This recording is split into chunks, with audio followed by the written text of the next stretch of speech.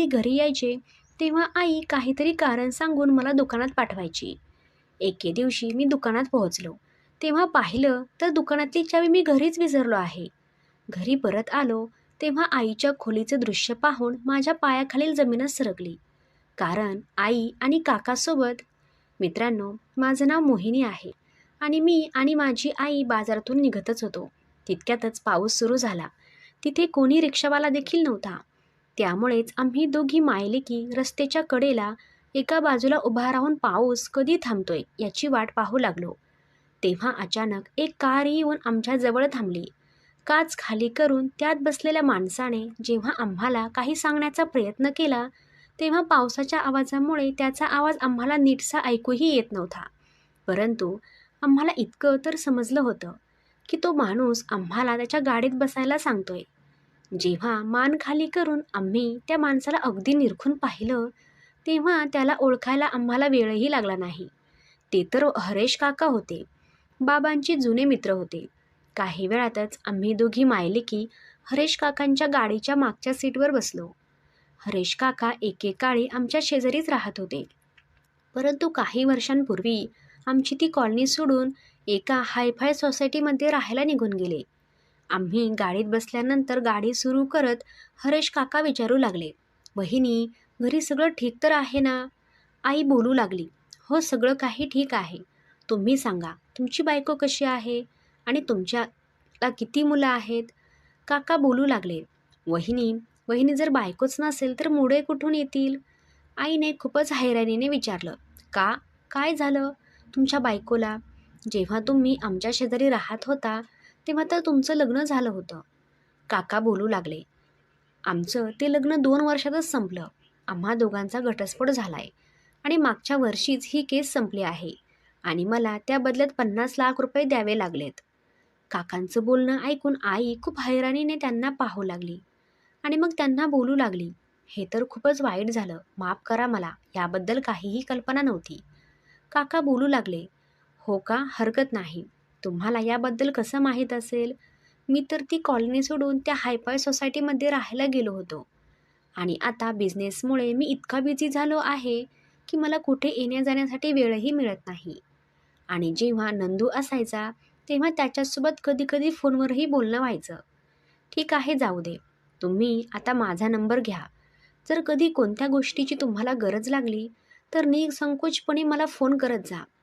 काकांनी आईला त्यांचं व्हिजिटिंग कार्ड दिलं, जे कार्ड आईने तिच्या पर्समध्ये ठेवलं आणि काही वेळातच आम्ही दोघेही घरी पोहोचलो. काका आम्हाला आमच्या घरी सोडून पुन्हा परत निघून गेले. नरेशच्या व्यसनामुळे आजपासून बरोबर 3 वर्षांपूर्वी माझ्या वडिलांचं निधन झालं होतं. माझे वडील इतके काही चांगला माणूस नव्हते. त्यांना ड्रिंक करण्याची सवय होती आणि त्या सवयीमुळे त्यांनी त्यांच्या गावात त्यांची सगळी इज्जत खराब केली होती. त्यामध्ये नेहमी ते माझ्या आईला मारहाणही करायचे. माझी आई माझ्यामुळे सर्व काही सहन करत राहिली, कारण की तेव्हा मी खूप लहान होते. माझ्या पालनपोषणात कोणतीही कमी पडू नये, त्यामुळे माझी आई रात्रंदिवस खूप मेहनतही करायची. वडिलांच्या मृत्यूनंतर माझी आई घरातच लोकांचे कपडे शिवू लागली, ज्यातून आमचा घर खर्च टिकताच चालत होता. माझ्या वडिलांचे मोठे भाऊ म्हणजेच माझे मोठे काका खूप श्रीमंत होते, परंतु आम्हा दोघींना ते विचारायलाही देखील आले नाहीत. एखाद्या सणाला एखाद्या पाहुण्याप्रमाणे घरी जायचे आणि माझ्या हातामध्ये थोडी बहुतेक मिठाई ठेवून ते निघून जायचे.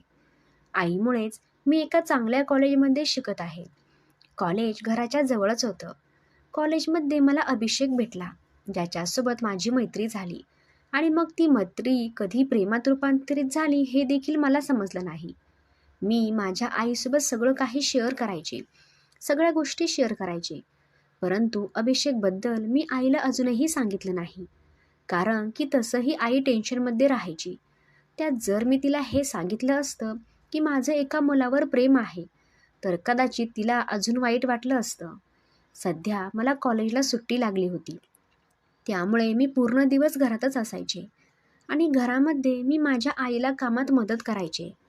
घराच्या जवळच एक नवीन मार्केट तयार होत होतं, ज्या मार्केटमध्ये माझी आई एक लेडीज गारमेंटचं दुकान चालू करीत इच्छित होती. या संदर्भात आम्ही त्या मार्केटमध्ये गेलो होतो. तिथे आमची भेट हरेश काकासोबत झाली. मार्केटमध्ये दुकान विकत घेण्यासाठी आईला 5 लाख रुपयांची गरज होती. माझ्या सख्ख्या काकांसाठी 5 रुपये काही मोठी रक्कम नव्हती आणि जर आईने त्यांच्याकडून पैसे मागितले असते तर कदाचित त्यांनी दिले देखील असते.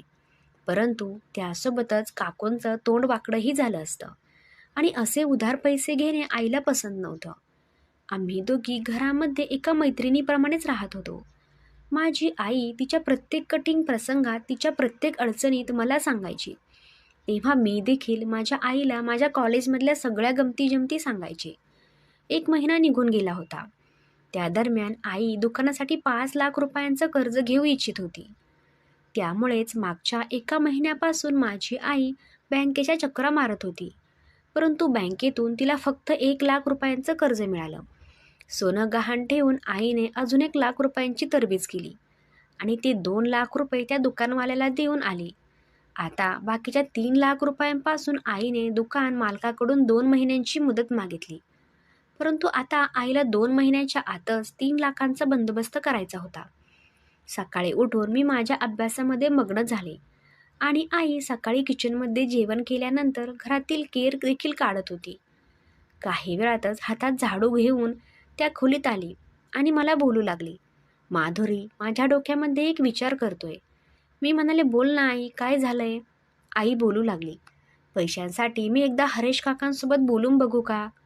मी म्हणाले, जर हरेश काकाजवळ पैसे नसेल तर पण ठीक आहे, तरी देखील तू एकदा त्यांच्यासोबत बोलून तर बघ. आईने लगेच हरेश काकांचा तो नंबर पर्समधून काढला आणि तिच्या फोनवरून त्यांचा नंबर डायल केला. काकांनी फोन रिसीव्ह केला.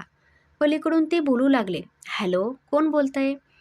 तेव्हा आई बोलू लागली, मी नंदूची बायको सरिता बोलतेय. तुम्ही मला ओळखलत का? काका बोलू लागले, अरे वहिनी, कशा आहात तुम्ही? तुम्हाला माझी कशी आठवण आली? आईने थोडे अडचकळत तिचं सगळं टेन्शन हरेश काकांना सांगितलं.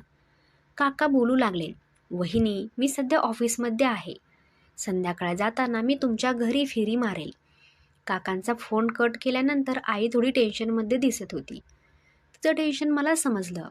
त्यामुळेच मी आईजवळ गेले आणि बोलू लागले, तू अजिबातच टेन्शन घेऊ नकोस. जेव्हा काका घरी येण्याबद्दल बोलत आहेत तर याचा अर्थ हाच आहे की ते आपली काही ना काही नक्कीच मदत करतील.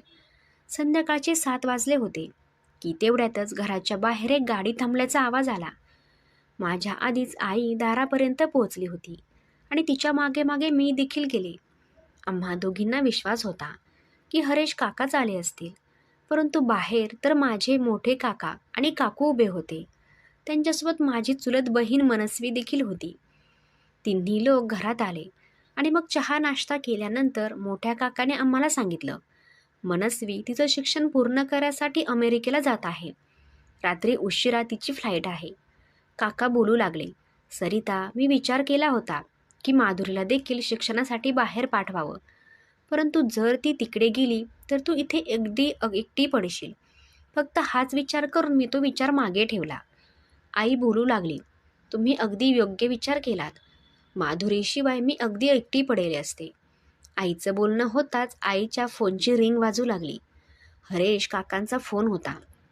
आई फोन घेऊन माझ्या खोलीत निघून गेली आणि जेव्हा खोलीतून बाहेर आली तेव्हा ती खूपच बेचैन वाटत होती. मी तिला पाहुण्यांमध्ये तिच्या हैराणीचं कारण कसं विचारणार होते. तेव्हा मी आईला मेसेज करत विचारलं, काय झालं आई? आई समोर बसली होती. आईने लगेच रिप्लाय दिला, थोड्या वेळातच हरेश काका घरी येणार आहेत. काय करायचं? विचित्र टेन्शन होतं. काही समजत नव्हतं. जर काका काकूंच्या समोरच हरेश काका घरी पोहोचले तर खूप मोठा प्रॉब्लेम निर्माण झाला असता. माहीत नाही त्यानंतर हे लोक काय विचार करतील. इथून गेल्यानंतर ते लोक नात्याच्या गोष्टी करतील, आमच्याबद्दल तयार करतील. माझ्या काकूच्या हातात तर आयतच खोलीतलं भेटेल. ती सगळ्या कुटुंबाला या सगळ्याबद्दल अगदी मीठ मसाला लावून सर्वांना सांगेल.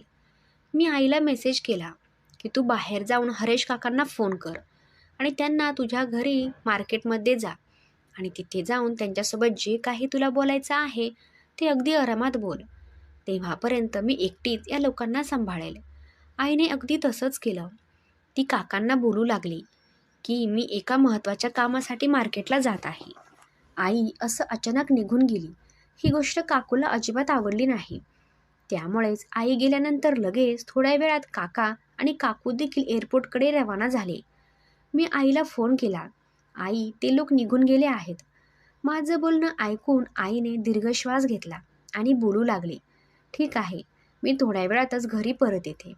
थोड्या वेळातच हरेश काकांची गाडी देखील आमच्या दारापाशी येऊन उभी राहिली. हरेश काकांच्या गाडीमध्ये ड्रायव्हिंग सीटच्या शेजारची सीटवर आई बसली होती आणि आई खूप खुश दिसत होती. मी काकांना नमस्कार केला आणि मग त्यांना घरात यायला सांगितलं, परंतु ते घाईत होते. नंतर कधीतरी येईल असं बोलून ते निघून गेले. आई आनंदाने अगदी वेडीपिसी झाली होती.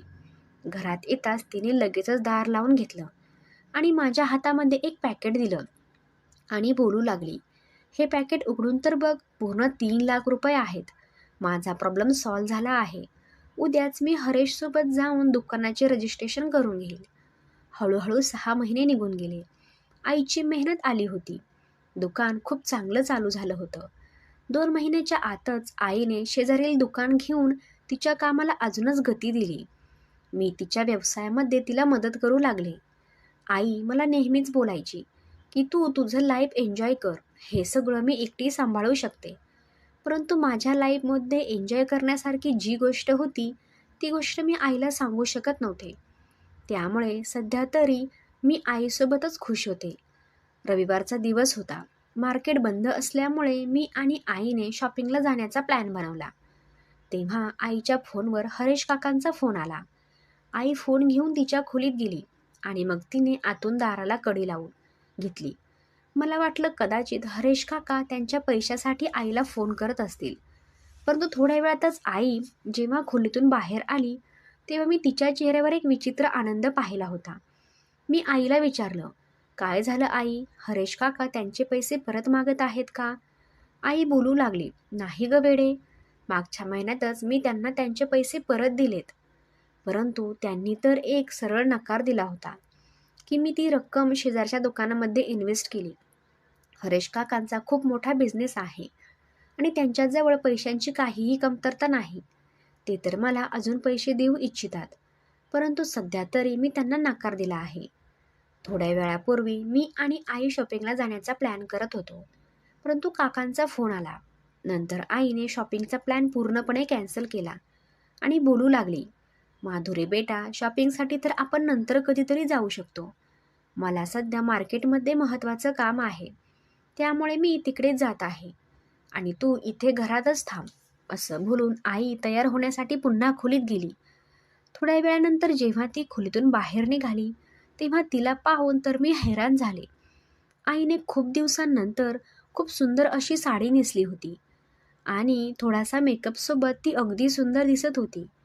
आईचे ते रूप पाहून मी थोडी हैराण झाले आणि मला वाटू लागलं, कदाचित आई आणि हरेश काकांमध्ये प्रेमाची खिचडी शिजत आहे. माझी आई 45 वर्षाची होती आणि काका देखील जवळपास त्याच वयाची असतील. त्यामुळे यामध्ये काही वाईट गोष्ट तर नक्कीच नव्हती.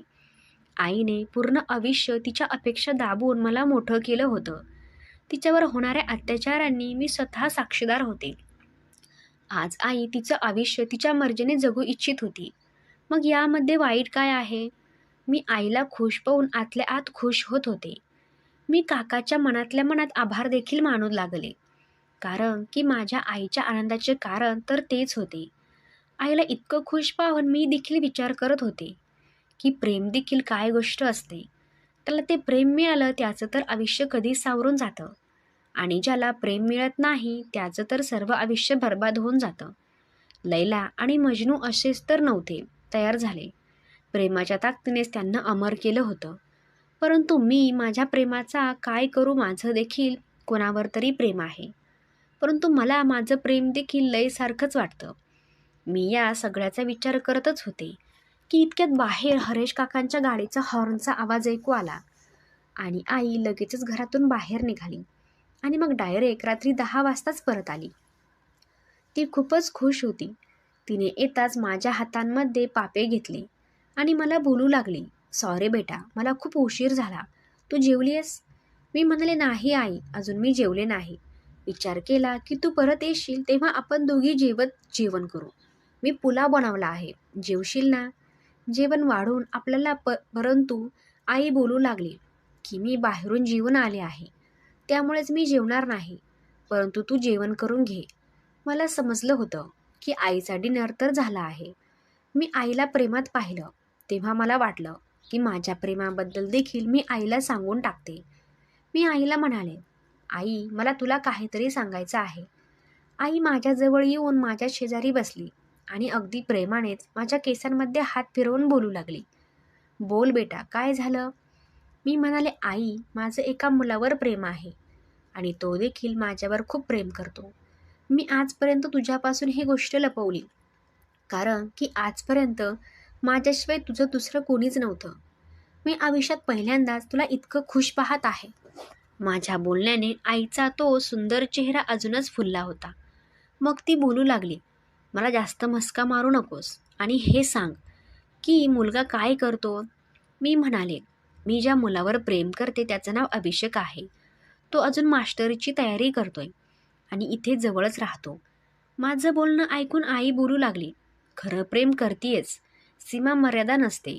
यामध्ये ना कोणी श्रेष्ठ आहे ना कोणी कनिष्ठ. सच्च्या प्रेमाला कधीच कोणी अडवू शकत नाही. ही गोष्ट तू मला अजूनपर्यंत का नाही सांगितलीयस? चल आत्ताच्या आत्ता माझं अभिषेकसोबत बोलणं करून दे. आईच्या बोलण्यावर मी लगेचच अभिषेकला फोन केला. त्याला सांगितलं की आज मी आईला आपल्या दोघांच्या नात्याबद्दल सर्व काही सांगितलं आहे आणि यामुळेच आईला तुझ्यासोबत बोलायचं आहे. थोड्या वेळानंतर मी आईला फोन दिला आणि तिला बोलू लागले, घे तू अभिषेकसोबत बोल. आई अभिषेकसोबत खूप वेळ बोलत राहिली. आईने त्याला त्याच्या घरातल्यांपासून त्याचं शिक्षण आणि त्याच्या भविष्याबद्दल देखील सर्व काही प्रश्न विचारले. फोन ठेवल्यानंतर आई खूप खुश होती. बोलू लागली, माधुरी मला तुझी पसंत खूप आवडली आहे. अभिषेक एक खूप चांगला माणूस आहे आणि बघ एके दिवशी तो देखील खूप मोठा जज बनेल. माझ्या मनावरचं जे ओझं होतं ते आता हलकं झालं होतं. आता मी देखील आईप्रमाणे स्वप्नाच्या दुनियेमध्ये पंख लावून अगदी उडत होते. माझ्या कामातून मोकळी झाल्यानंतर मी जास्तीत जास्त वेळ आईसोबतच घालवायचे. आई घरात असायची तेव्हा देखील हरीश काकांच्या विचारांमध्ये बुडलेली असायची.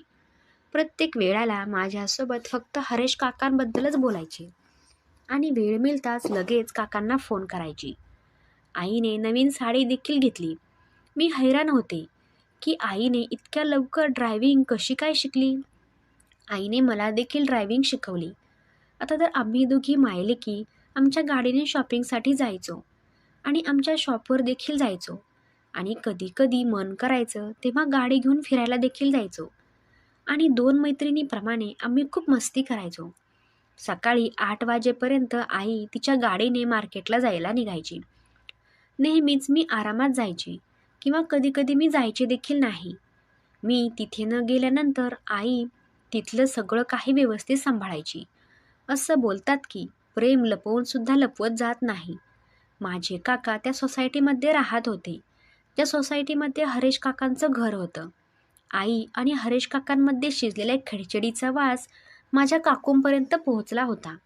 सकाळी जेव्हा मी बाथरूममध्ये होते तेव्हा आईचा आवाज आला, माधुरी मी दुकानात निघत आहे, तुझं मन झालं तर तू आरामात दुकानात ये. मी विचार करत होते की आज मी शॉपवर न जाता अभिषेकला भेटायला जाईल आणि आई जाण्याची मी वाट पाहू लागली, जेणेकरून ती गेल्यानंतर मी देखील मेकअप करून घरातून निघू शकेल.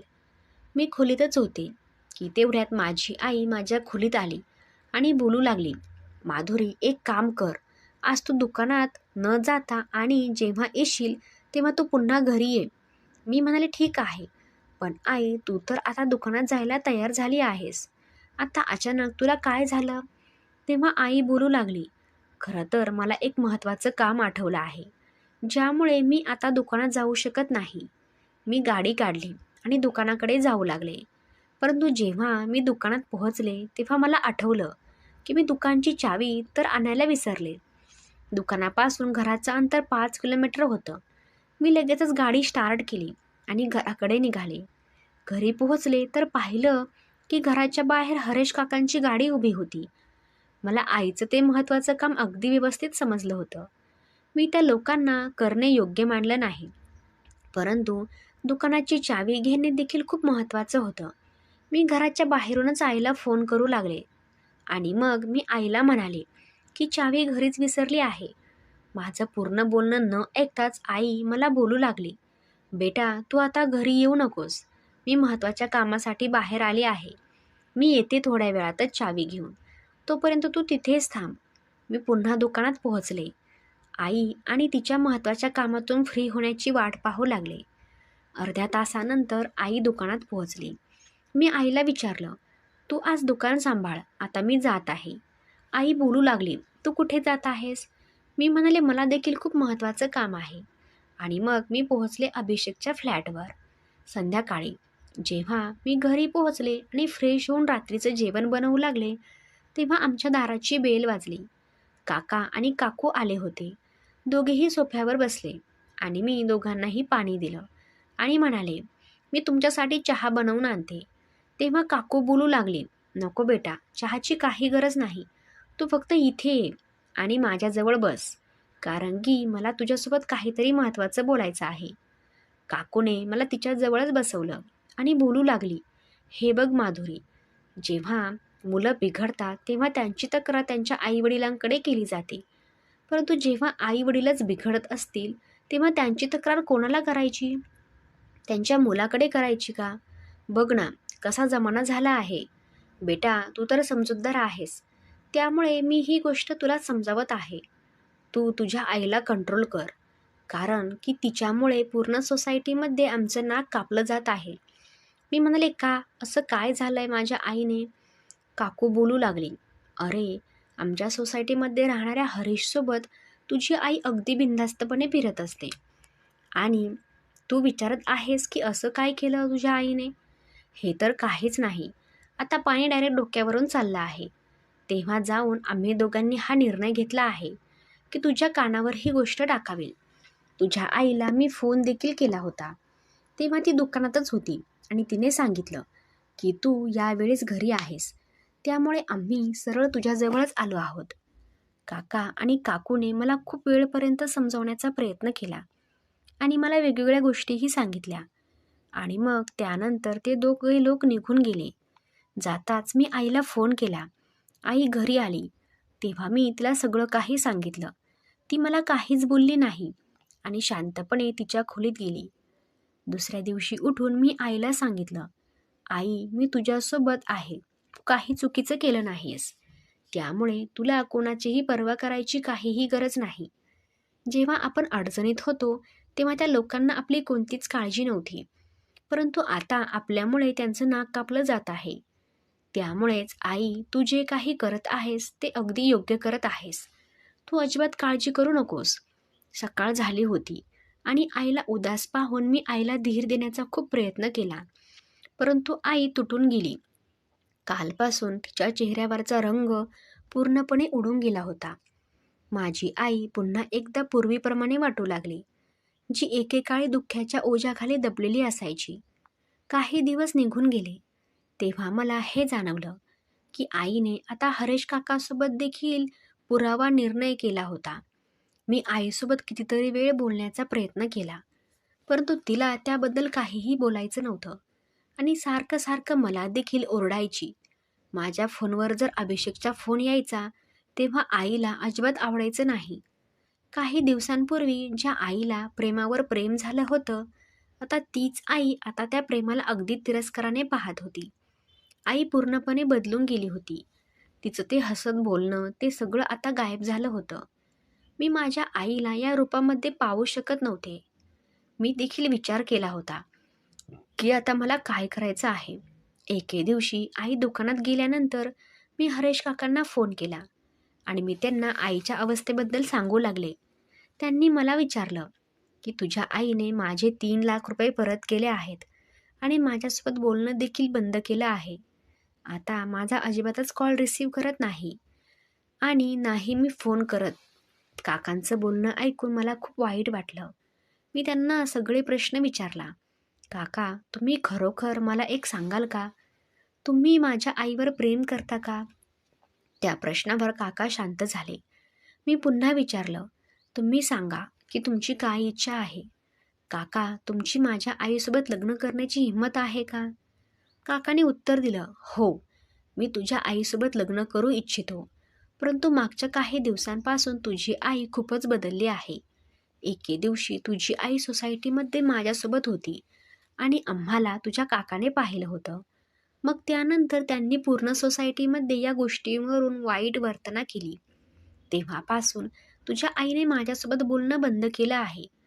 आता तर ती ना माझा फोन रिसीव करते आणि ना मला भेटायला येते.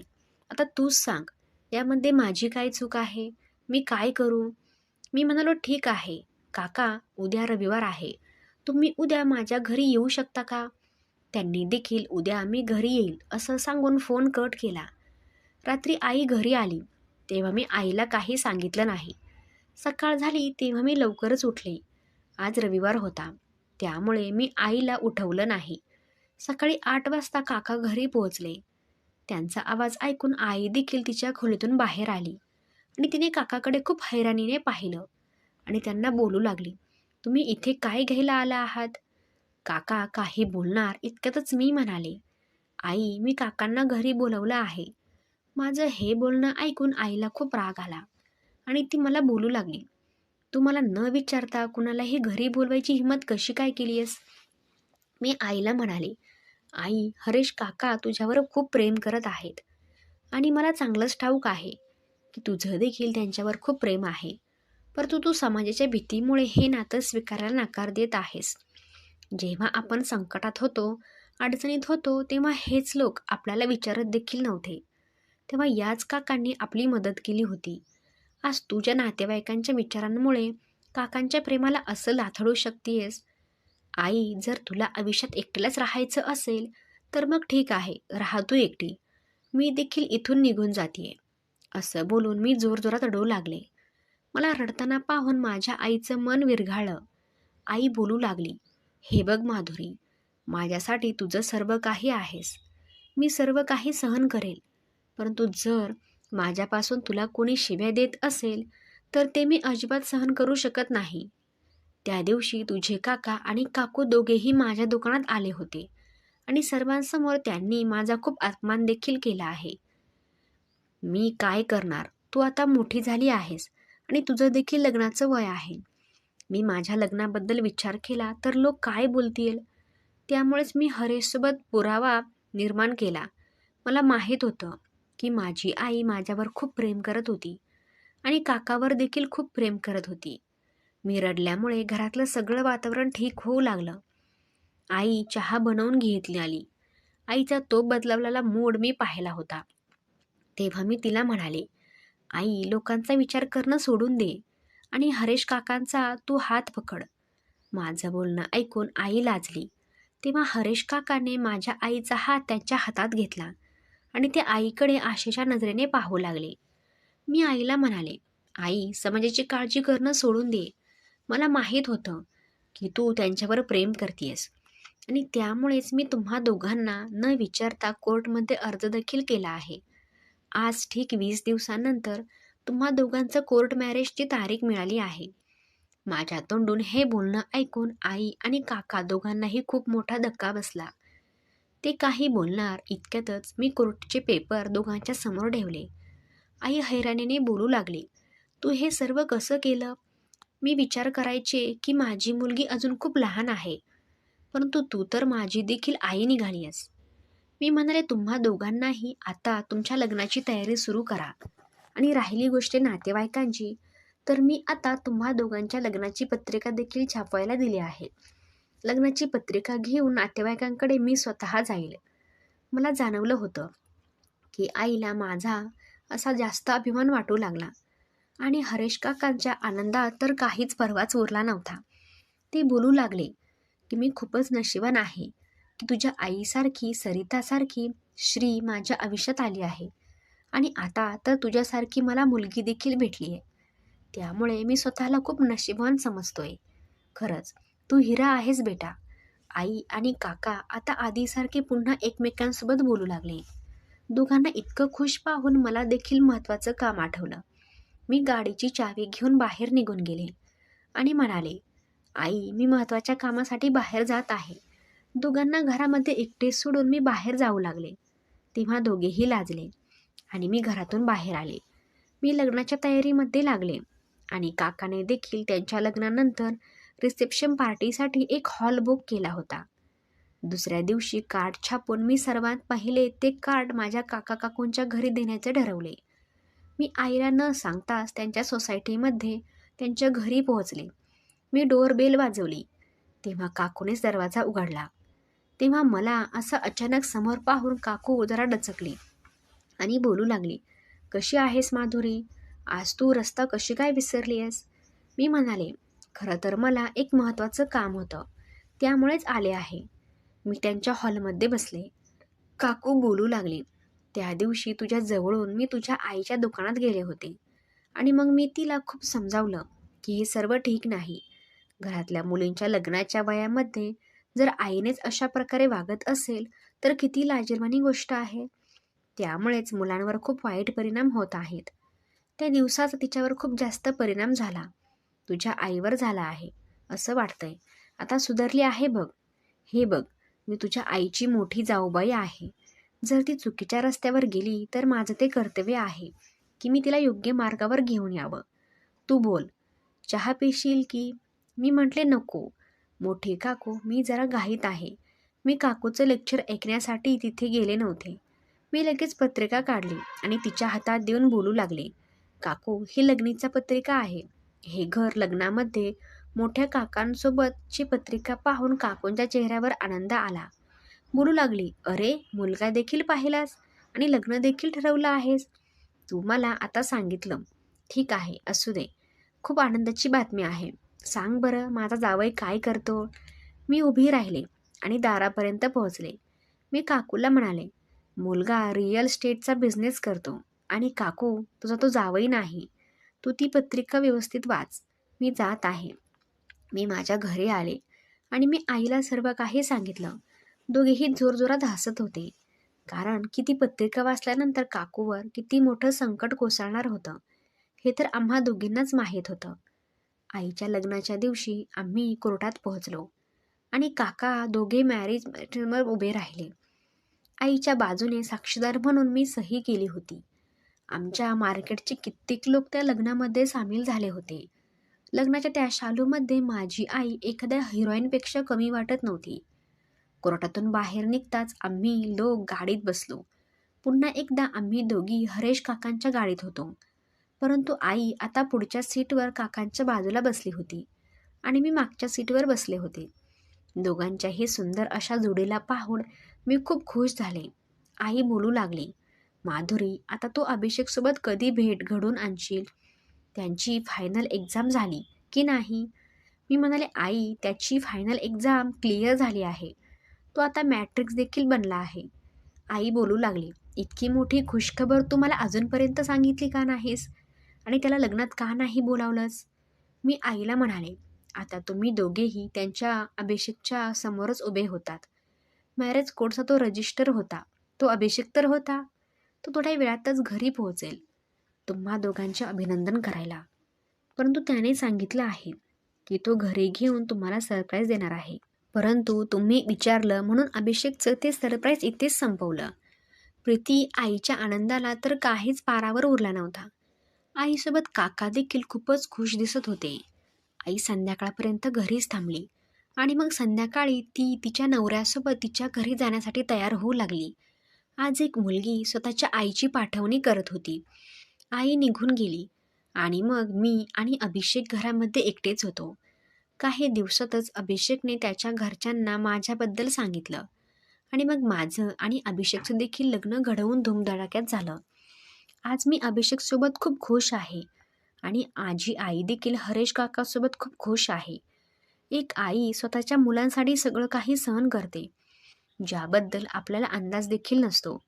परंतु जेव्हा आईला ममतेचं कर्ज फेडायची वेळ येते तेव्हा आपण तिची एकटीला सोडतो. परंतु या जगामध्ये काहीच लोक असे आहेत जे आईच्या ममतेच्या कर्जाची परतफेड करू शकतात.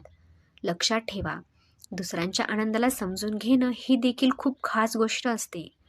आणि आज जर तुमच्यामध्ये ही खास गोष्ट असेल तरच तुम्ही स्वतःला माणूस असल्याचं सांगू शकाल.